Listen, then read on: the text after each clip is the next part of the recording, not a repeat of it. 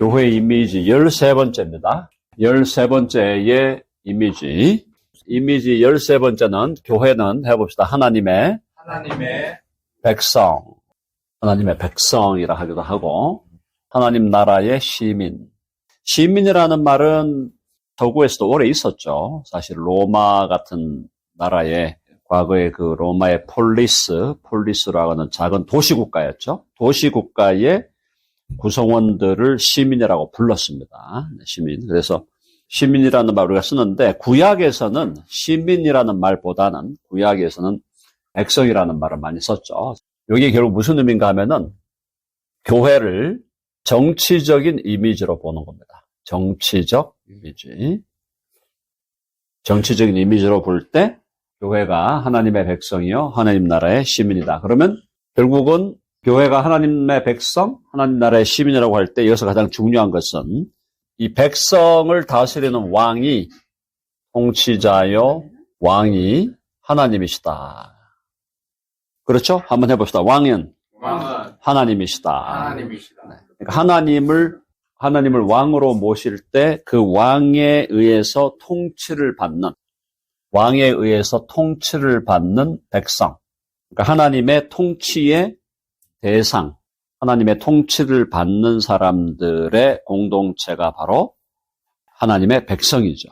하나님 나라의 시민이죠. 그러니까 하나님 나라의 진정한 통치자와 왕은 하나님이시다. 그 하나님의 통치를 받는 백성들과 시민들이 바로 우리 교회다라는 겁니다. 정치적인 이미지를 조금 더 제가 말씀을 드리면은, 정치 체제에서 왕정이라는 체제가 있어요. 왕정 아시죠? 왕정은 국권과 주권이 왕에게 있는 겁니다. 왕에게 있는데, 대체로 고대 국가라든가, 지금도 이제 왕정을 고대의 방식으로 유지하는 나라들이 더러더러 있지만, 어쨌든 고대 국가들은 왕정이 대부분이었어요. 한국의 역사를 봐도 조선조까지는 왕정입니다. 조선조까지 왕정이잖아요. 성경에 이스라엘도 왕정이잖아요. 이스라엘도 기본적으로 왕정이 정식으로 시작된 거는 사울 왕 때, 사울이 왕으로 세워지면서부터 왕정이 정식으로 시작이 됐고, 이스라엘의 왕정이 확립이 되는 거는 다윗 때죠. 다윗 때. 어쨌든 이 왕정이라는 이 정치 체제가 하나님의 나라의 어떠함을 잘 보여줍니다. 하나님 나라의 어떠함을 잘 보여준다. 하나님 나라의 모습과 상황을 보여주는 것이 바로 왕정이었다. 이제 왕정 이후에 요즘에 이제 그 근대 국가에서 왕은 유지되는데 왕도 백성도 헌법을 따라라. 그게 이제 입헌 왕정이에요. 이건 뭐냐면 헌법에 입각해서 왕정을 하자. 그러니까 이렇게 되면은, 처음에 이 왕정에서는 사실은 어떤 일이 벌어질 수 있냐면은 왕이 폭군이 될 수가 있잖아요. 폭군. 그래서 폭군이 되면은 왕정에 사는 백성들이 행복할까요? 행복하지 않을까요? 행복하지 않죠. 근데 왕정에서 왕이 선한 왕이다.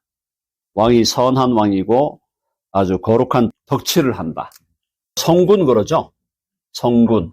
성군이란 말이 거룩한 임금 아닙니까? 거룩한 임금으로서 덕치를 하면은 백성은 행복해지는데, 왕정에서 만약에 이 왕이 폭군이 되면은 백성들은 불행한 거죠. 우리 하나님이 다스리시는 하나님의 나라는 하나님이 누구다? 성군이다 이 말이에요. 그래서 하나님이 성군이시다. 네, 거룩한 임금이에요. 성군, 선왕, 선하신 왕이에요. 선하신 왕으로 거룩한 임금으로 하나님은 어떤 통치를 하시나? 덕치를 한다. 덕에 의한 통치를 하신다. 그렇죠? 그래서 일반 왕정에서도 상대적으로 선한 왕들이 나와서 태평성대의 그 좋은 나라를 이루어 갈 때 그것은 하나님 나라의 그림자인 거예요. 그림자. 이해되셨죠? 이스라엘의 태평성대는 다윗 때잖아요. 다윗 때가 가장 태평성대였고, 솔로몬 때도 솔로몬이 앞부분에는 그런 대로 괜찮았어요. 앞부분에. 솔로몬의 치적에 있어서 솔로몬이 다스리는 시기 중에 앞부분은 그런 대로 괜찮은데 뒤로 가면서 이제 솔로몬이 타락을 하잖아요. 그래서 어쨌든 다윗의 그 태평성대와 번영하고 발전하고 백성들이 행복하고 또 도덕적으로 윤리적으로 하나님의 말씀을 잘 순종하고 하는 그런 시대를 구가했던 것이 다윗의 시대인데 그것이 바로 뭐냐? 하나님의 나라가 어떠하다. 혹은 하나님의 나라가 제대로 하나님의 나라가 실현될 때는 그런 행복한 시대 혹은 황금기가 온다는 거죠. 황금기.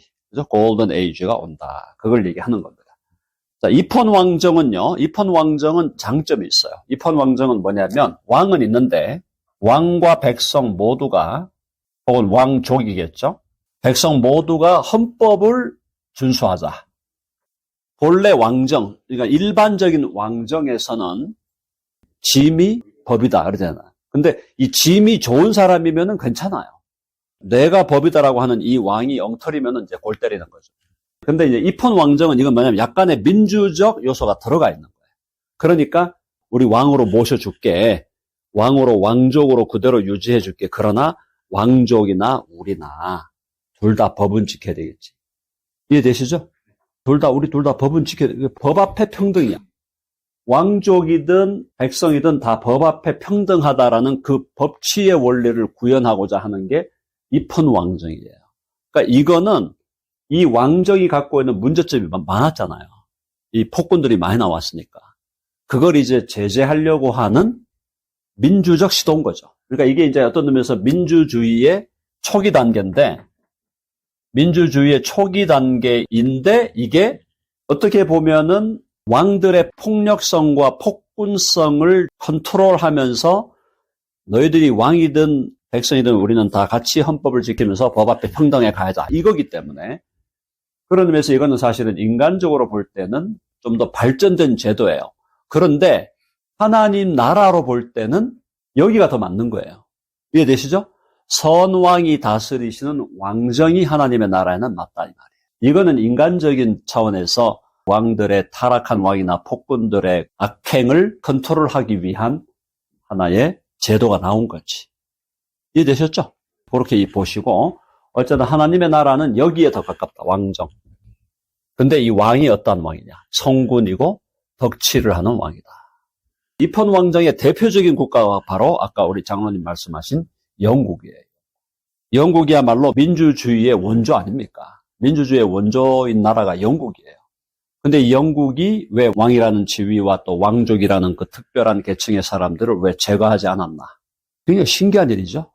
근데 왕족과 왕의 그 권위를 그대로 어느 정도까지 인정을 하면서도 그럼에도 불구하고 너희들이 폭군이 돼서는 안 되고 너희들이 백성을 갖다가 마음대로 좌지우지해서는 안 되고 궁극적으로 주권은 국민에게 있다.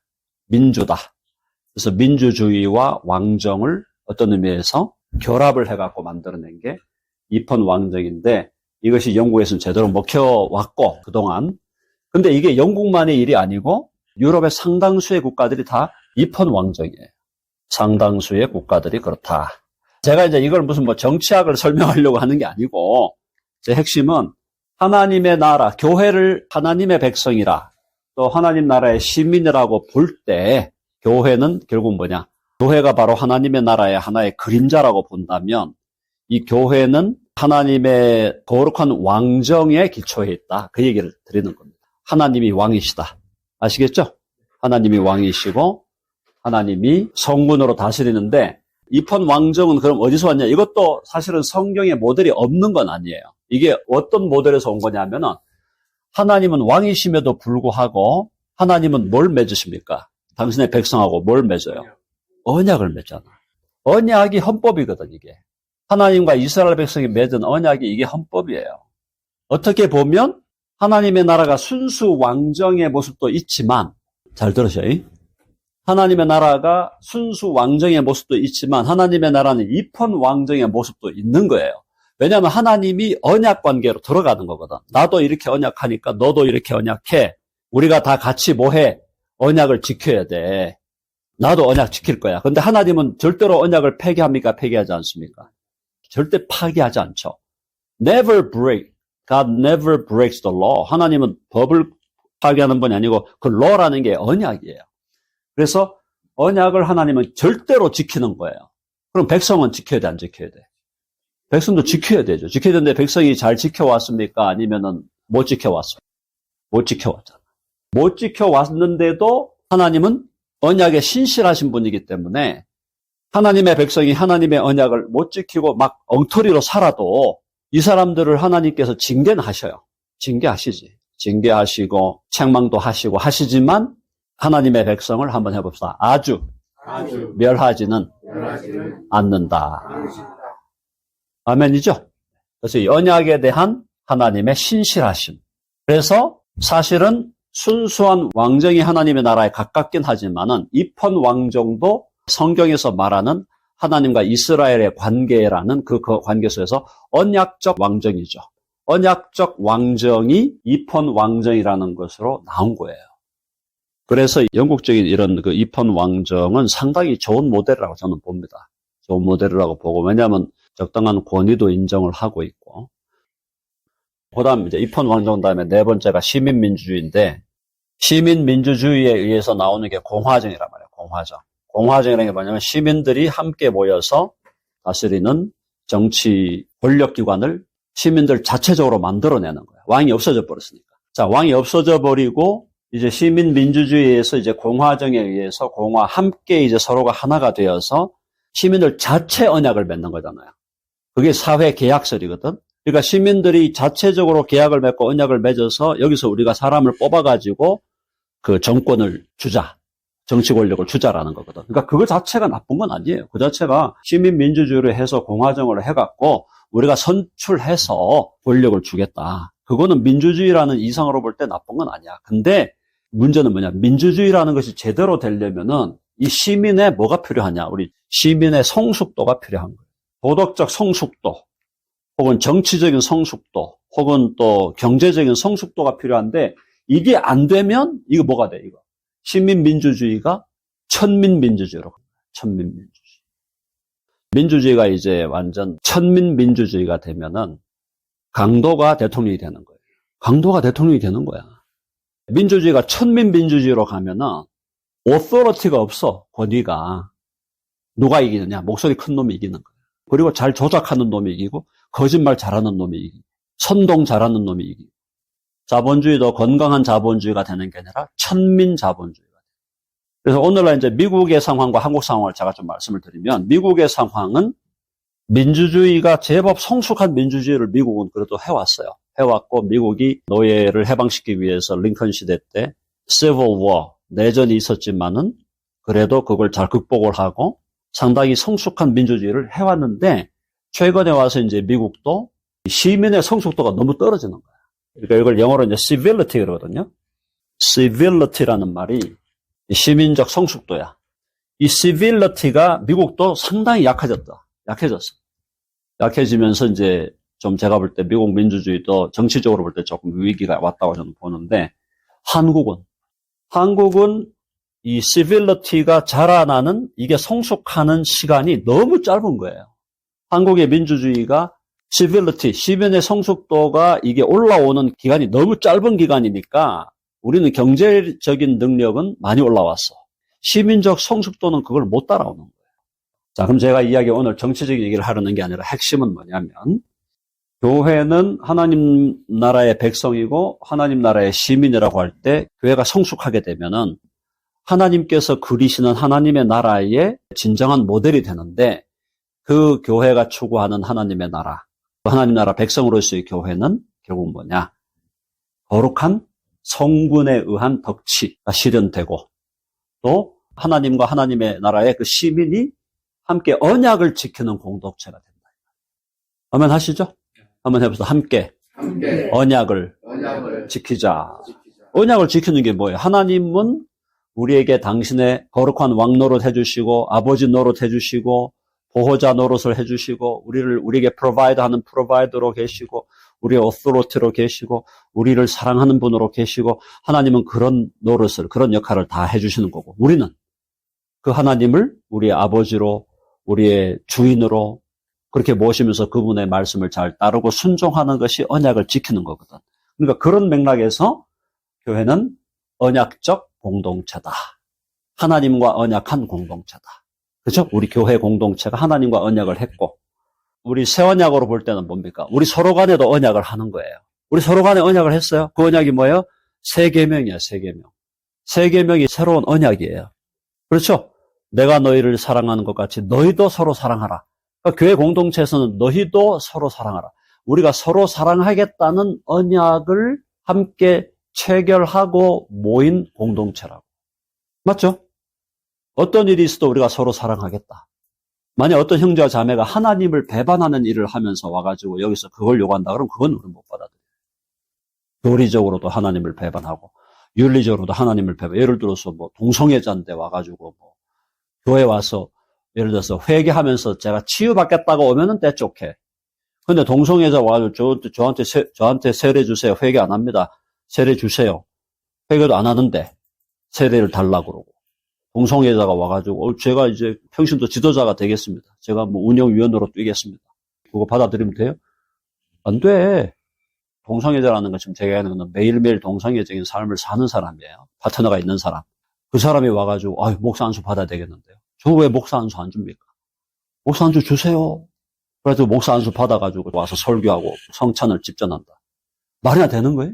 그건 우리가 못 받아들여. 근데 당신이 동성애자라는 그 사실을 죄라는 걸 받아들이고 내가 교회의 멤버가 되면서 저는 이 삶을 버리겠습니다. 단숨에 못 버리더라도 점진적으로라도 저는 버리겠습니다. 라고 언약을 체결하고 들어온다 그러면 우리는 받아들인다. 맞죠? 그래서 교회는 언약의 공동체, 서로 사랑하겠다. 우리가 지금 교회 멤버가 된다는 거는 내가 서로 사랑하겠다는 언약을 하고 들어오는 거예요. 교회에 속한 사람이라고 다 사랑하기가 쉬운 사람일까요? 사랑하기가 쉬울까요? 어려울까요? 사랑하기 어려운 사람이 더 많아요.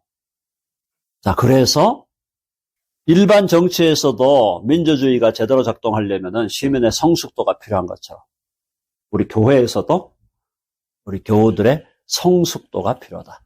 교우들의 성숙도가 뭘 결정하느냐? 교회의 현재와 미래를 결정하는 거예요. 교회에 왜 문제가 자꾸 많은가? 크고 작은 문제가 없을 수 없어요. 죄인들이 아직 성화 과정 중에 있는 죄인들이 모이고 영화된 의인들이 모인 게 아니니까 교회 안에 크고 작은 문제가 없을 수 없지만 그러나 교회가 끊임없이 문제의 소용돌이에 계속 교회가 이렇게 흔들리면서 앞으로 나가지를 못한다는 건 뭘 얘기하는 거냐? 성숙도가 못 따라간다는 거예요. 교우들이 성숙이 안 돼 있다. 이게 성숙이 돼 있으면 크고 작은 문제가 때로 나타나더라도 그것 때문에 교회가 막 흔들리지 않는 거죠. 이해되시죠? 흔들리지 않고 교회가 그런 크고 작은 문제들을 잘 해결해 가면서 교회가 자라나가게 된다는 겁니다. 이거 아시겠죠? 네, 그래서 교회가 하나님 나라의 백성이라고 하는 이런 차원에서 우리가 잘 이해하고 마지막 하나 더 포인트 하고요. 7번이 뭐냐? 그래서 교회가 하나님 나라의 백성이기 때문에 하나님 나라 시민이기 때문에 우리 민주주의 헌법에서는 시민의 뭐를 규정하냐? 시민의 권리가 있어. 권리가 있고 의무가 있어요. 시민의 권리와 의무 뭘까요? 우리 교회가 하나님 나라 시민으로서 누리는 권리는 뭘까요? 그건 뭐예요? 하나님의 사랑을 받고 하나님의 보호를 받고 하나님의 공급하심을 받고 하나님의 용서하심을 받고 때를 따라 도우시는 하나님의 은혜를 누리고 이게 권리야. 권리. 그렇죠? 권리 좋죠? 권리 너무너무 좋잖아요. 권리. 근데 이 권리만 있는 게 아니야. 의무가 있는 거예요. 교회가 하나님 나라의 시민으로서 교회의 의무는 뭐냐? 교인들의 의무가 뭘까요? 우리 대한민국의 헌법에도 국민의 의무가 있어요. 제일 중요한 게 뭐냐? 첫째가 교육의 의무. 교육받아야 돼. 우리 교회도 교회에 오는 모든 사람은 교육을 받아야 돼. 교회에 와가지고 성경 공부 안 하겠습니다. 안 나오는만 못해요. 교회는 나오는데 성경 공부 안 하겠다. 교육을 안 받겠다. 안 나오시는 게 좋아, 그런 분들은. 제가 볼 때는. 교육의 의무. 그 다음에 국방의 의무예요. 국방 의무 아시죠? 국방의 의무예요. 국방 뭐야? 지켜야 돼. 그러면 우리가 교회가 하나님 나라 시민으로 모였으면 교회를 지켜야 될까요? 교회를 막 해산시켜야 될까요? 교회를 지켜야죠. 마귀의 공격으로부터 지키고 인간적인 여러 가지 공격으로부터 지키고 국방의 의무. 그 다음 뭐야? 납세의 의무. 납세의 의무 아시죠? 세금 내야 돼. 그러니까 교회 오면은 헌금 내셔야 돼요. 교회 오면서 헌금 안 내는 거는 의무를 다 안 하는 거예요. 납세의 의무가 있는 거예요, 납세의 의무가. 헌금을 하셔야 돼. 그 다음에 또 뭐 있어? 근로의 의무. 근로의 의무죠? 근로가 뭐예요? 국민의 의무 중에 하나가 근로의 의무야. 일해야 돼, 일. 일 안 하고 탱탱거리면 논다? 그거는 국민의 의무를 다 안 하는 거예요. 불로소득 아시죠? 이 불로소득이 뭐야, 이거? 근로는 안 하고 돈만 버는 거야. 자, 그래서요, 복지국가라는 게 나쁜 거 아니야. 복지국가라는 게 좋은 건데, 복지국가라는 게 어뷰즈가 되면 어떻게 됩니까? 일 안 하는 사람이 돈 더 받아먹고 살아요. 일주일에 40시간 일하는 사람은 한 달에 2, 3천 불 벌고 있는데, 일 안 하는 사람이 4, 5천 불씩 받고 그냥 살아요. 교회에 나오는 우리 교우들의 권리. 권리는 뭡니까? 뭐예요? 권리는? 하나님의 사랑, 또 하나님의 은혜, 하나님의 보호하심, 하나님의 공급하심, 기도응답의 권리, 기도응답의 권한 다 너무너무 좋은 게 많아요. 근데 의무는 안 해. 교육받아야 됩니다. 교육의 의무, 국방의 의무, 납세의 의무, 근로의 의무 다 하셔야 돼요. 교회에서 근로하는 건 교회에서 내가 섬겨야 할 때를 찾아서 섬겨야 돼요. 그렇죠? 설거지라도 하고 쌀이라도 씻고 그다음에 의자라도 옮기고 테이블이라도 세팅하고. 자, 그래서 오늘 우리 교회가 하나님의 백성, 하나님 나라의 시민이라고 하는 그 사실을 정확하게 인식하고 우리가 교회에서 내가 주님 앞에서 교회를 통해서 누리는 놀라운 권리도 너무너무 많아. 권리가 훨씬 많죠. 권리가 뭐 수백 가지고 많이 있는데 그러나 우리가 또 감당해야 될 의무들을 잘 감당하는 것이. 그리고 우리가 함께 언약을 맺었잖아. 언약을 지켜야 돼. 서로 사랑하고. 사랑하기 어려운 사람이라도 사랑하려고 애쓰고. 그죠? 그게 어려운 거예요. 어려운 건데 그래도 우리 힘으로 하는 게 아니라 성령의 능력으로 하면은 얼마든지 가능하다. 오늘 여기까지 일단 강의를 마치겠습니다.